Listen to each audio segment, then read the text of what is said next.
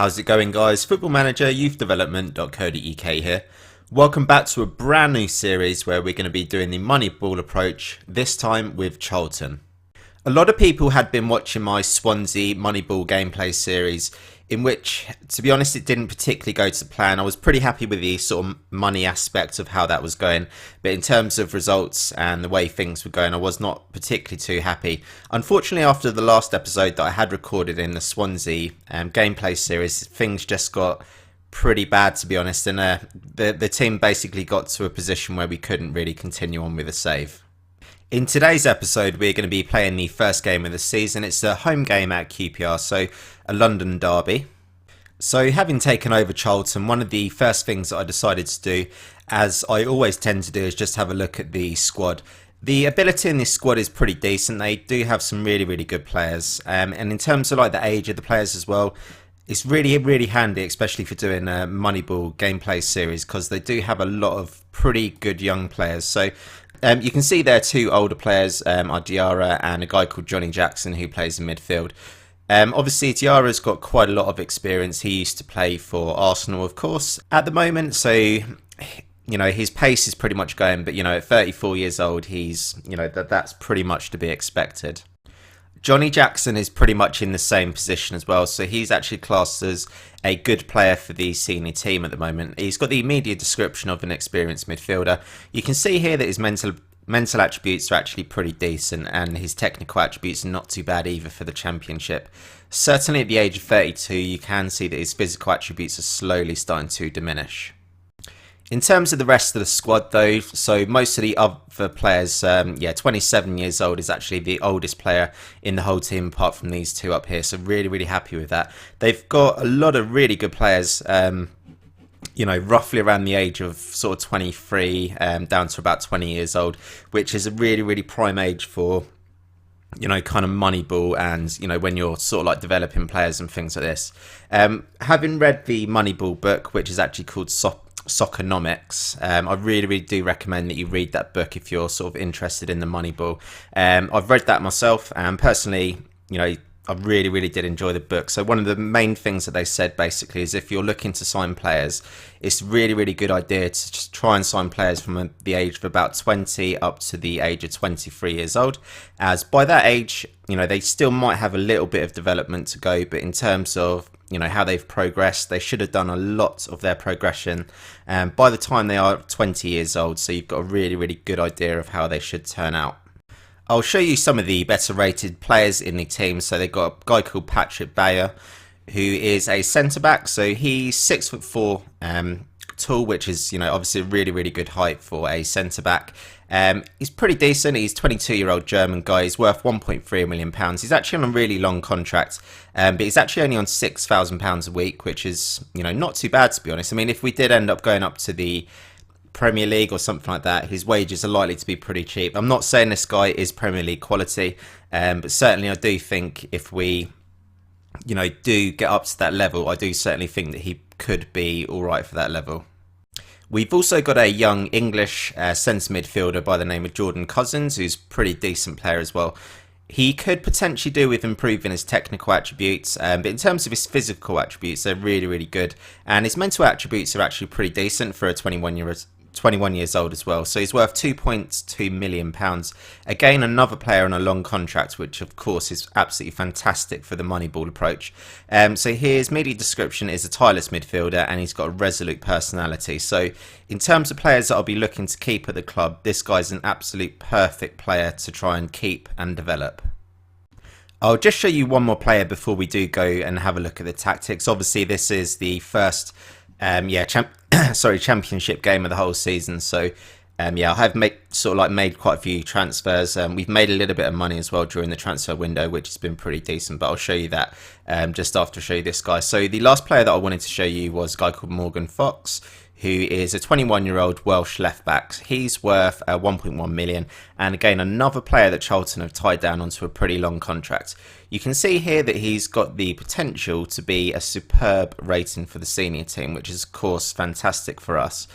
He hasn't exactly got the best pace, but in terms of his mental attributes, they're pretty decent. He does actually have pretty good technical attributes as well. So, if this guy does actually get quite a lot of game time, and if we do get promoted to the Premier League, I can see this type of player potentially being in the team for quite a while, even if we do get to the Premier League. He's also got a resolute personality, which of course is going to help with me developing this player as much as possible. So in terms of the transfers in and out of the club at the moment, I decided to sell Chris Solly. I will show you the finances for the club in a minute after I've showed you all of these transfers. But yeah, I decided to sell Chris Solly to Hull for £1.2 million. He's 24 years old at the moment, and for that type of money, I think in the Championship, it's not particularly worth me holding on to a player, especially when I can just bring in a player that's, on loan. So Chris Solly, I decided to replace him with a loan signing in Titus Browning. And Titus Browning, for his loan contract at Charlton, he's actually only on £2,500 a week. So, the money that I managed to get from Solly and the fact that I replaced him with Browning, I think that's pretty decent in terms of sort of, bringing in a player that's a lot cheaper, making a little bit of money on the other player as well. So that's pretty good business. I was quite happy with. The other player that we got rid of, now this might seem a little bit of a kind of weird transfer, especially because we're doing the Moneyball approach, but I got an offer from Swansea for £1.2 million for a 17-year-old striker. Now, this striker at the moment, obviously, he's not by any means the finished article. Part of the contract, I actually said to Swansea that I wanted to keep him in the team for a whole year, just on loan. So I have actually managed to keep this guy on loan for a whole year. To be honest, I don't even really know if he's actually going to play for me too much this season. Potentially, I might play him in, like the odd cup game and things like that. He has actually got really, really good attributes for a 17-year-old. But yeah, whether or not he's actually ready for even Championship football, I personally do not think so. We can see here that he's actually classed as being ready for League One football. So certainly could be quite a good player to have on the bench, but certainly he's not going to be a first team regular. You'll see as well that we signed quite a few number of players on loan. Actually, all the players that we have signed are on loan. So the first guy that we got was a midfielder who's 20 years old, and we got him on loan from Southampton. I like this guy because he's got really, really high work rate. Most of his other attributes are pretty kind of standard, but I think for a 20-year-old, he's certainly got a lot of development in him. And yeah, he should be a player that should do pretty well for this team. We also signed a guy on loan from... so the guy we got back on loan from Swansea was the one we sold here. We got a centre-back as well on loan from Tottenham. This is a 19-year-old Serbian centre-back. I really do like the look of this guy. So if we have a quick look at him, he's 6 foot tall. He's got quite decent kind of all-rounded sort of attributes. I do think I'm going to be able to give him quite a lot of game time, which should hopefully see him develop quite well in this team. He doesn't exactly have standout attributes, but at the moment, even being 19 years old, you can see that his scout, recommendation is that he's very well suited to Championship football. So surely, hopefully with a little bit of game time, he should develop quite nicely for us.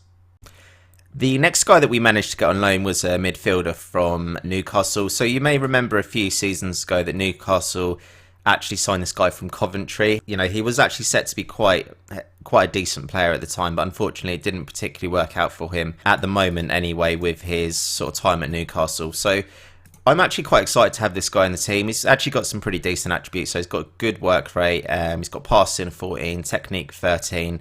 The only thing that's really letting him down is his strength. I'm not particularly too happy about his bravery and his aggression either at the moment, because potentially I'm going to be playing him in like a sort of centre midfield role. And if he's not really putting his foot into the tackle, then that's not exactly going to be perfect for us. I managed to get Brad Smith as well on loan from Liverpool. Pretty happy with this guy. I think he should do quite well for us. Certainly going to be giving him a lot of game time as well. So he's a 21-year-old Australian. Obviously on loan from Liverpool. So In real life, basically, I saw that Liverpool, in their FA Cup squad, they had been playing this guy, Brad Smith, at left back. And to be honest, he actually impressed me in real life. So when I was actually having a look through the Liverpool squad just to try and find some players that I might be able to get on loan, this guy did become available. So yeah, I'm pretty happy to bring him into the club as well. So I've already mentioned that we managed to get Titus Brown in on loan from Everton. Although he's actually mostly suited to play as a centre-back, like that's his probably most natural position. I'm actually going to be playing him as a fullback because I do think that he'll be able to do a job for us in that position. The last guy that I managed to get in on loan was this guy. He's a 27-year-old French midfielder, probably best as a defensive midfielder or potentially as a ball-winner midfielder. Basically, I have been sorting out my backroom staff recently, and what I decided to do was get in a couple of staff members, if I can find them. Yes, scouting and transfer teams. So basically, I decided to bring in a French scout. So although this guy doesn't have particularly good potential and ability, kind of attributes at the moment, I do think he will improve. Basically with me getting him out, but yeah, because he's got really good knowledge of France, what I've got him doing at the moment is scouting in France. So he's not particularly found many players at the moment, but one of the players that he did recommend when he actually joined the team was that guy that I just showed you, who we managed to get in on loan. So after all the transfers at the moment, obviously there weren't too many players that did leave the club, but our bank balance is sitting at £2.5 million at the moment. So this season we've actually made £2.791 million in profit, which to be honest is not too bad. I mean, obviously the club at the moment, I think they've got quite a lot of debts and things like that. So potentially we're going to be in a position where we do actually need to end up selling quite a lot of players before we do start making a decent amount of money. But that's obviously something that I've got to try and address really quickly, just to make sure that we do improve the financial status of the club as quickly as possible. So in terms of tactics for the team, I've decided to keep it all pretty simple, to be honest. What I've been trialling out over the pre-season is just, I had a couple of tougher games against Anderlecht, and then we played quite a few more slightly easy games, but these games obviously were quite productive in the amount of goals we scored and the kind of clear chances that we did manage to create. So it's a really simple formation or tactic that I'm trialing out here. So the two fullbacks we're just using as fullbacks. We got two centre defenders, a ball winner midfielder. Both of our midfielders, so I do want them both to kind of support the sort of attackers. My basic idea is just to try and get the ball down the wing as quickly as possible. Get them crosses in. Hopefully Cousins, Jackson and our striker up here. Obviously if we're crossing it in from the left hand wing, the idea is that our right winger will be also kind of bombing forward there as well. Just trying to get on the end of crosses and things like that. Obviously I was a little bit disappointed recently with the way that the Swansea gameplay sort of save did actually go. We conceded a hell of a lot of goals from crosses, which really did frustrate me a lot of the time. So what I've decided to do, I've got the formation on fairly narrow at the moment. In terms of attacking, we're obviously going to be exploiting the left and right flanks just to try and get them crosses in as quickly as possible. Then what I've actually also done as well, so I've set some of the players up to have like individual instructions. So basically our fullbacks, the idea is that they're going to be sitting narrow. So when players are attacking us, what I'm going to be doing is getting them to sit slightly narrow. Like basically they're going to be roughly about here. That's the same for both fullbacks. So they're, both of them are kind of being in that position.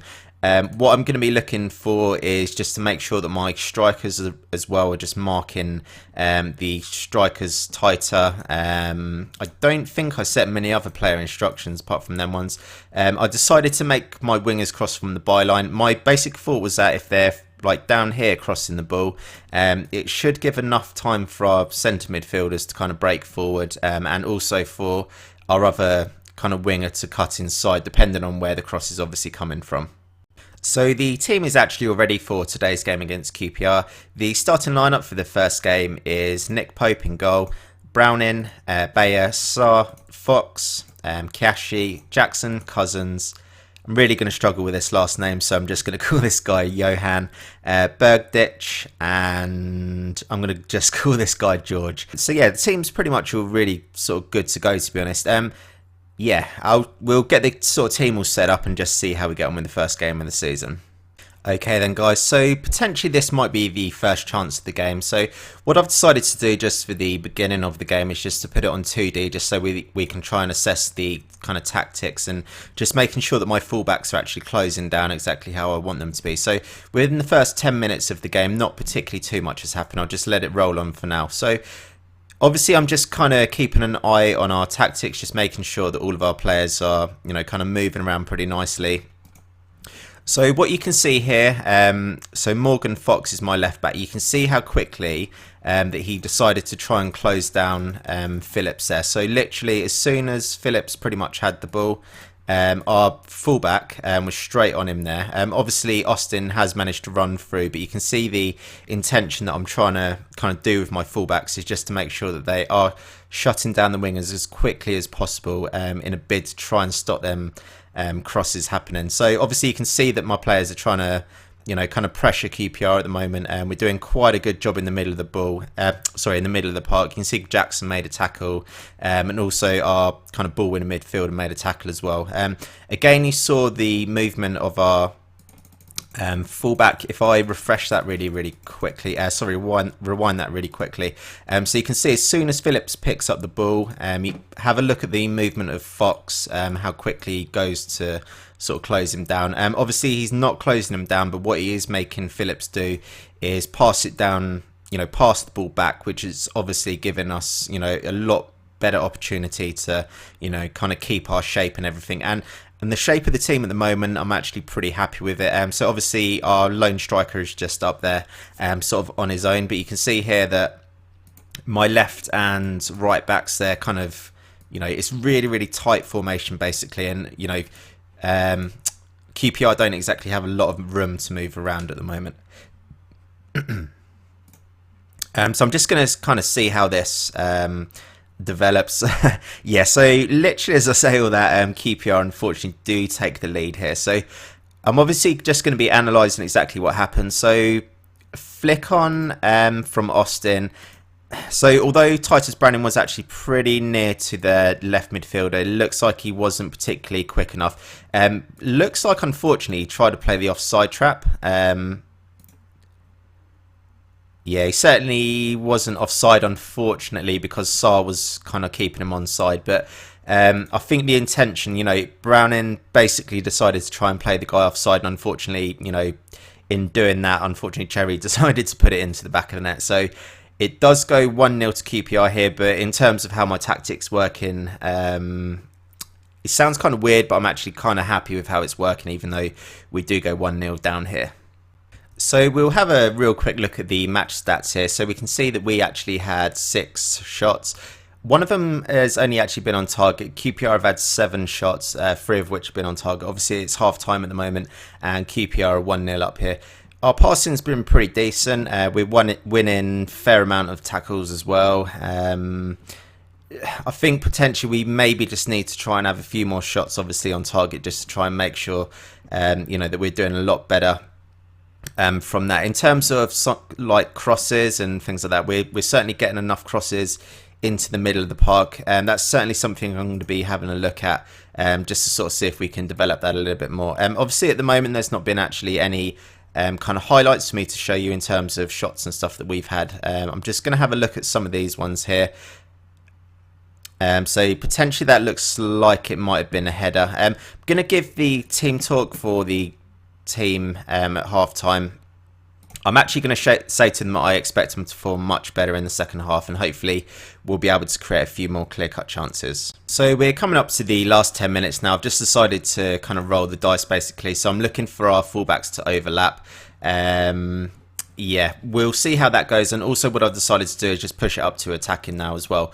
I also made a couple of substitutions, so I decided to bring this guy on, Reza, for our striker, and Alou Diarra has come on for Sarr as well, because Sarr was, you know, pretty knackered. But with about 10 minutes to go, we certainly do need to be carving out a couple more chances. You can see in the second half we've actually had 11 shots, 4 of which have been on target, but in terms of actual highlights, none have actually been shown at the moment, so it shows that we do need to be improving, just kind of sort of making a few more clear-cut chances. So unfortunately that's the end of the game, guys, and it does finish 1-0 to QPR. Pretty disappointing, to be honest. So Jordan Cousins, who our midfielder, who did actually manage to get man of the match with an 8 average rating.